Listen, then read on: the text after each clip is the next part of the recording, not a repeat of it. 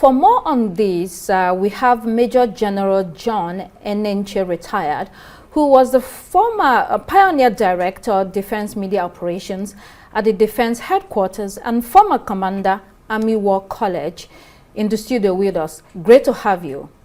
Thank you.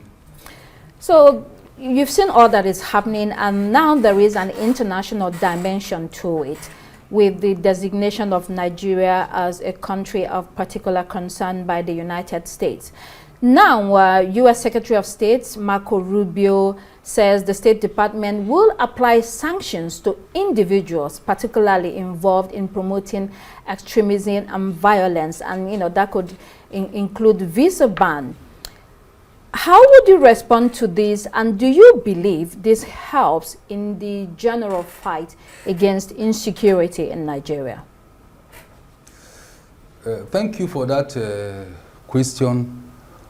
My response to that specifically is that if there are individuals that have been identified through intelligence sources, amongst others, that are sponsoring or supporting all these insecurity situations we have in this country, if the United States imposes visa restrictions, among others, for them, to me it is the right step in the direction that we have found ourselves and the situation we have found ourselves in this country now.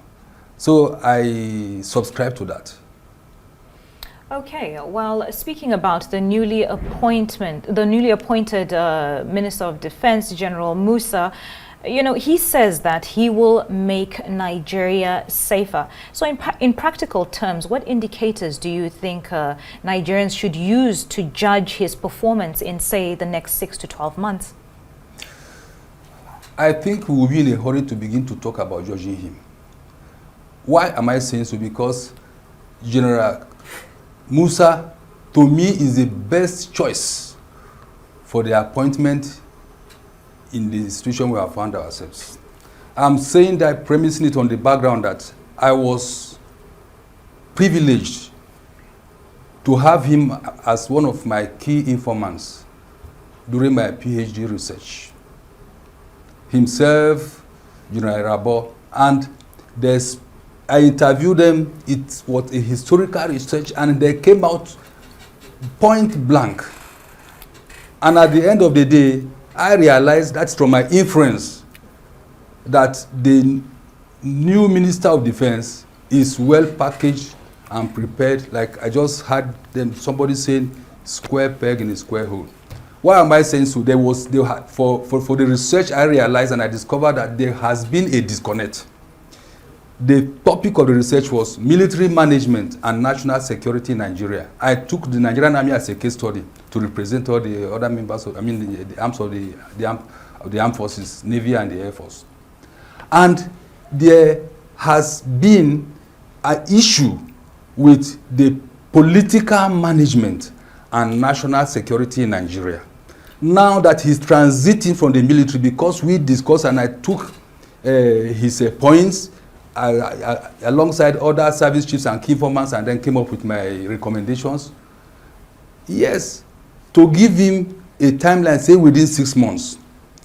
I think for me, 6 months is quite a short time to measure his achievement, because there has to be a convergence of political management for national security and military management. I can tell you that Musa is good and fine Parker when it comes to military management, because we saw the challenges here, which does not come together with that of the political challenge. So now that he's with them, he's more or less like a politician now. They should be able to listen to him, and if they listen to him, I tell you, it can be handled in a very short time, but not 6 months. 6 months is just 6 months. That is, we are talking about May next year. There has to be a lot of things that should be done. From my research, I came up with a package, because he is aware, he knows it.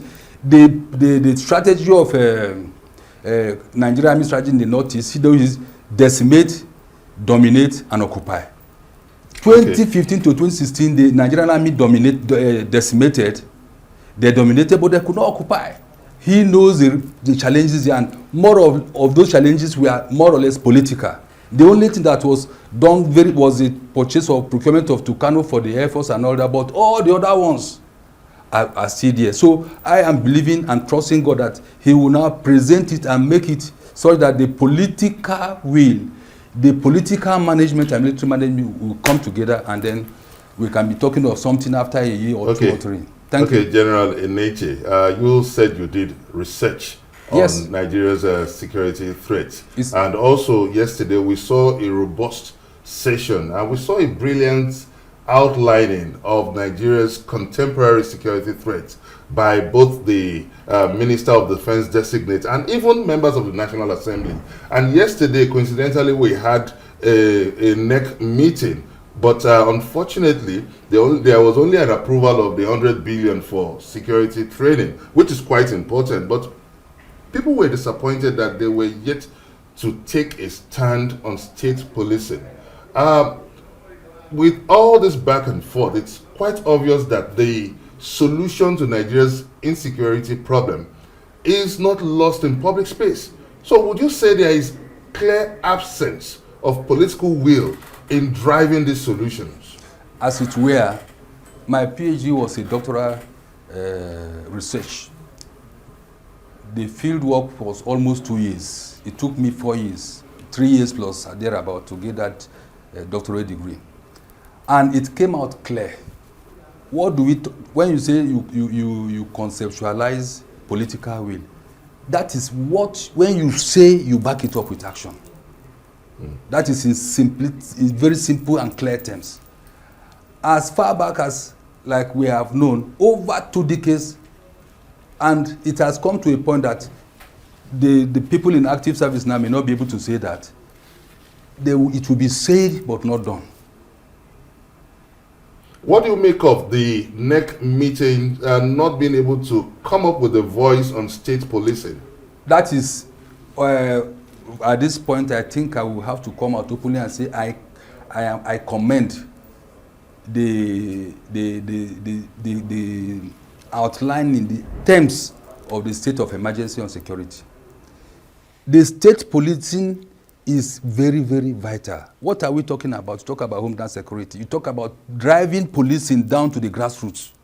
So if NEC is at variance with what the commander-in-chief has said, has suggested, he said, look, states that are open, let them go ahead. For me, it is quite unfortunate. That means such situation is that they are not coming to terms with the reality on the ground, which is not supposed to be so. And if you do that, the Minister of Defense is going to have a problem in the sense that we need a police. He's not Minister of Police. We need a police at various levels, the various echelons of local government policing, which is a package on its own. Then you now talk about the state. If it is implemented at the state, then the states can now empower. So I don't think for me it is a decision that will go down with me as a Nigerian now that is feeling the brunt of what is happening. All right, still on that NEC meeting, 100 billion naira was approved for the training of police, for the rehabilitation of police training institutions and other security agencies as well. Give me your assessment of that policy and whether you think it will make much difference, or how much difference do you think it will make? My reservation in this regard is about the figure mentioned vis-a-vis the current purchasing power or procurement. In whichever way anybody will look at it, 100 billion. It's not trillion, 100 billion. It's a lot of money, but what impact will it make? So that is my reservation. So you're saying it's not sufficient? For me, yes. It's not sufficient. The other day, the 19 northern governors, they went for a meeting and I overheard and say every month they want to get 1 billion naira for security. So I think with all due respect to where we have found ourselves economically, I don't think if you say billion now, if you equate billion to what it was just a couple of years ago, so the money should be ample enough. So what amount would you recommend? Well, I will not recommend because I am constrained. I don't have the resources at my disposal, and I don't have the reason to contribute to that aspect. But what I can say is that it is not enough. Okay. Well, that's fine. Now, another thing that Musa said was that there'd be no more ransom payments. Now, in the past weeks, we've been having reports, especially about the Kebbi State girls who were abducted and then released.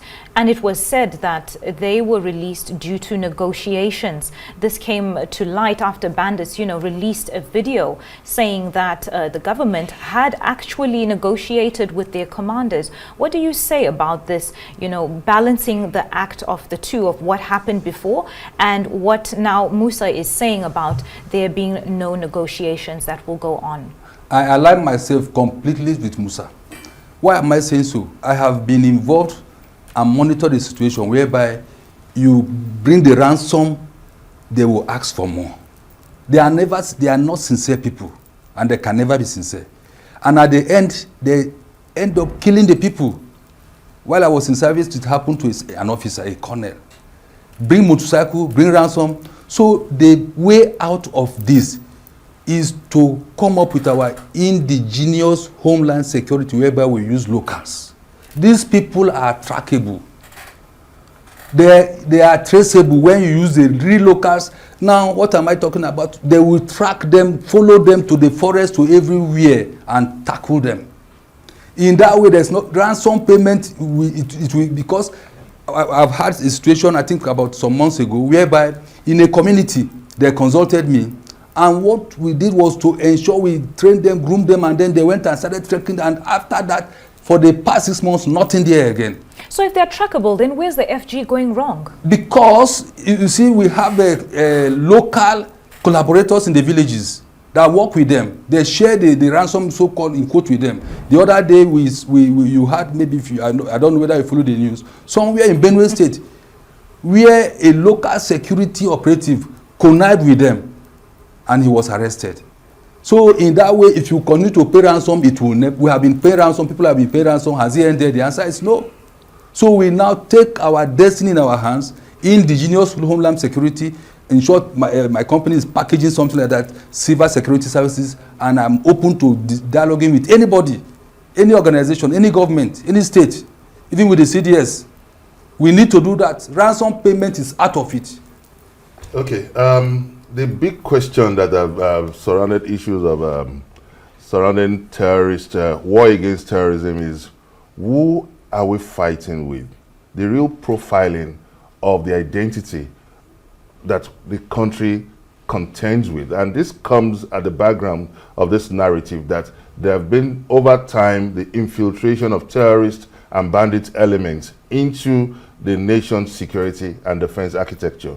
And some top officers have denied this, but when you look at the explanation given, they said that because there are military recruitment officers at every recruitment exercise, and they also engage local native authorities. Are the local native authorities sufficiently equipped to profile a terrorist gang or a terrorist element?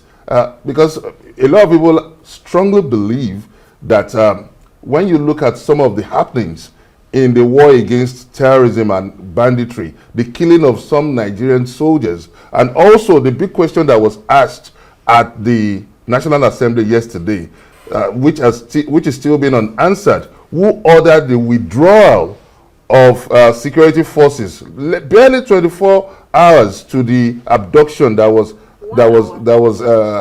done in Kebbi. So where do you stand in this question, if there are indeed infiltration of bandit elements and terrorist elements in the nation's security and defense architecture?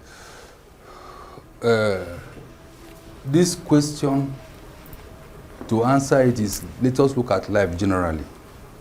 In every 12 disciple, there will always be a Judas. And the military, for me, is not exempted from that.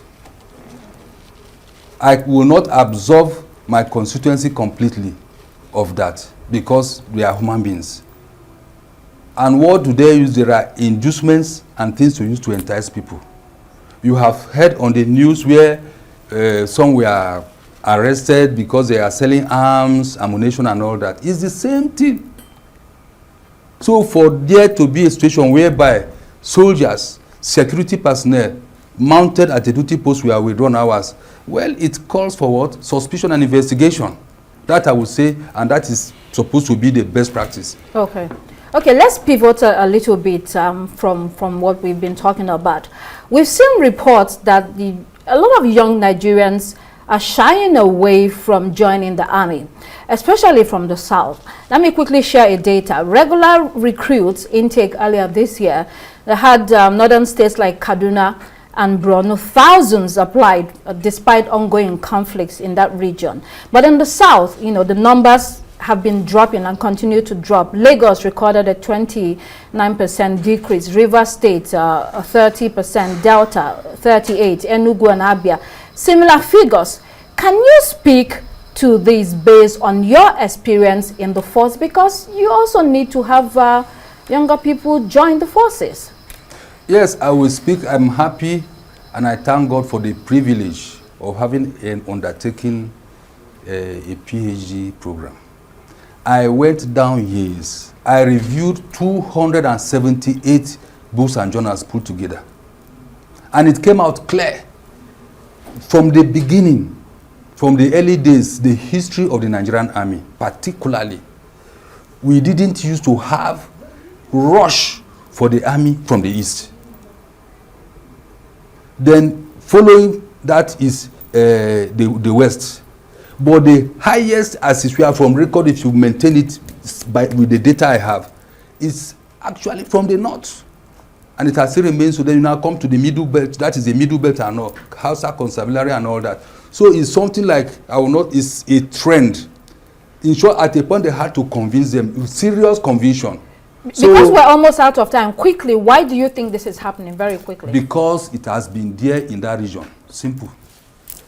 It has been, history tells me, and it is still true. It's difficult. Well, there are thoughts that, you know, there is mistrust and all of that. We can't really go into that because we're out of time. It's historical. If you want the paper, we'll give you the project, you look at it. Okay, okay, thank you very much. That's Major General John Enenche, retired. He's a pioneer director of Defense Media Operations at the Defense Headquarters and former commandant of the Nigerian Army War College. Thank you for joining us on the show today. Thank you.